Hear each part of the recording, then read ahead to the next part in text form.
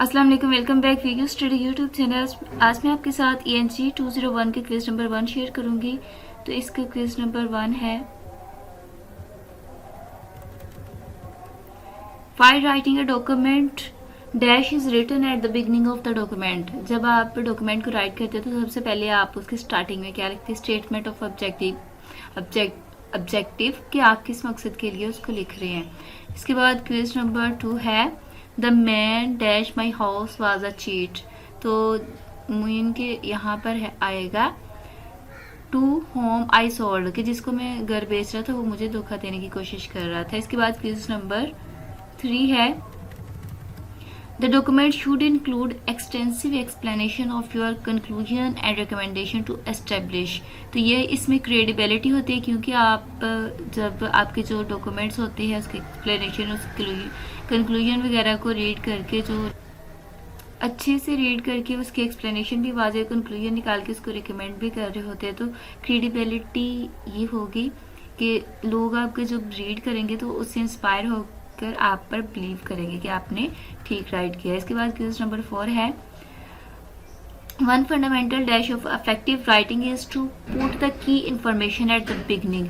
तो यहाँ पर one fundamental principle of effective होना चाहिए, जो आप इंफॉर्मेशन दे रहे होते हैं बिगनिंग के ऊपर, तो वो प्रिंसिपल होता है। इसके बाद क्वेश्चन नंबर हमारा 5 है, यहाँ पर नेक्स्ट है, why document objective should be stated at the beginning. तो ऑल ऑफ द गिवन होता है, इसमें ये होता है कि आप to gave reader attention, reader की अटेंशन हासिल कर रहे होते हैं, to make them interested, mean कि आपने ऐसा बनाना होता है कि जिसमें रीडर जो है वो इंटरेस्ट ले सके, और मोटिवेट करना होता है कि वो फर्दर उसको रीड करे। तो इस तरह का आपका राइटिंग स्किल होनी चाहिए उसमें। इसके बाद क्वेश्चन नंबर 6 है, the need of your audience can be dash keeping in view there purpose in reading the document. तो यहाँ पर वो बात कर रहे हैं कि किस चीज़ की ज़रूरत होती है कि जब आपके जो ऑडियंस है कि आप व्यू करें the purpose in reading the document, assets mean कि असेस कर रही हो। इसके बाद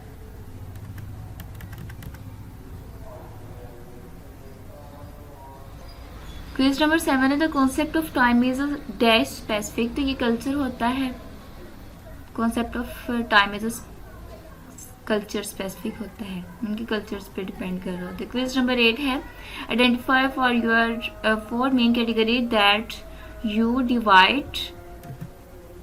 can divide your audience into. आप अपनी ऑडियंस को कैसे डिवाइड कर सकते हैं 4 कैटेगरीज में। उसमें एक्सपर्ट भी हो सकते हैं, टेक्नीशियंस भी हो सकते हैं, एग्जीक्यूटिव भी हो सकते हैं, और ले पर्सन हो सकते हैं। तो ये ज़रूरी तो नहीं जो आपने राइट किया हो वो जस्ट एक्सपर्ट ही पढ़ रहे हो, टेक्नीशियन ही पढ़ रहे हो, एग्जीक्यूटिव या एक पर्सन पढ़ रहा है, क्योंकि उसमें हर किस्म के लोग आ जाएंगे, आम इंसान भी उसमें आ जाता है जिसने आपने पढ़ना है, तो आपने उस तरह का राइट करना होता है।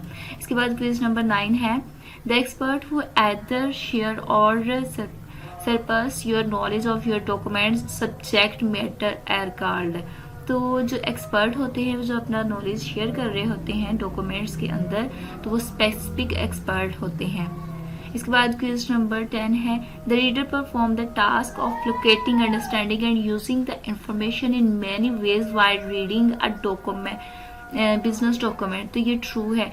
यहाँ पर बात कर रहे हैं कि रीडर परफॉर्म कर रहा होता है टास्क को, उसमें लोकेट भी कर रहा होता है ताकि समझ आ जाए, एंड इंफॉर्मेशन को यूज़ कर रहा होता है मुख्तलिफ वेज को यूज़ करते हुए while reading a business document. तो ये ट्रू है। होप तो कि ये वीडियो आपके लिए हेल्पफुल हो। मैंने 100% करेक्ट सोल्यूशन आपको प्रोवाइड करने की कोशिश की है।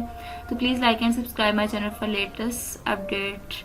अगर फिर भी आपको इसमें कोई मिस्टेक लगे तो आप कमेंट कर सकते हैं। ओके, अल्लाह हाफिज़।